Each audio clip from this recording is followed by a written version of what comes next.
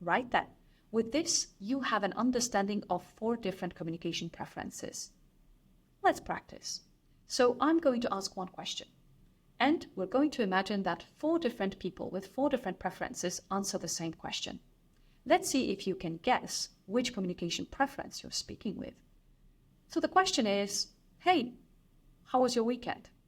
Oh, it was great. Thank you for asking. But what about you? I know you were going to Oslo to visit Kate and Thomas. How did it go? Now notice how little you know about what happened during the person's weekend. Why? Because they want the attention to be on you. Also, notice how they remembered where you were going. They were paying attention. Which communication preference is it? Hey, how was your weekend? Good. What about yours? Notice how short the response is.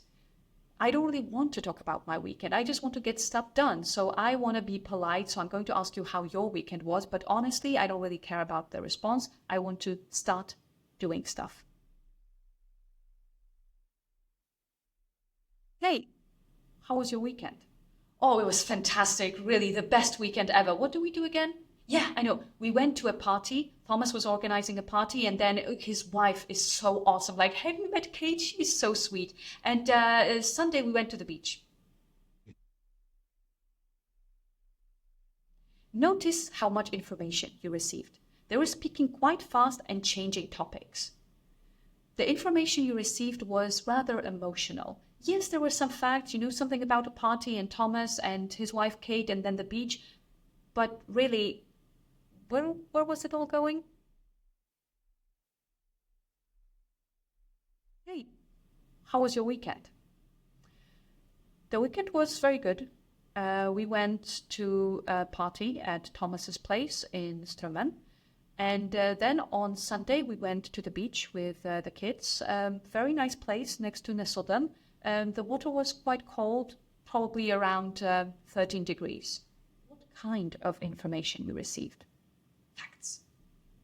The temperature of the water, the exact locations, and the names of people, if relevant.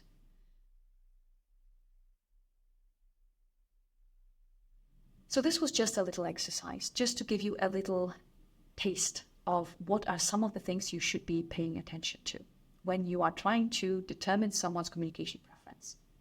The other important thing is, naturally, we are not just one and none of the others. We have all of these represented in our profiles. I'm happy to take you through some exercises that will help you become a better communicator, better at recognizing different communication preferences and better at adapting your style.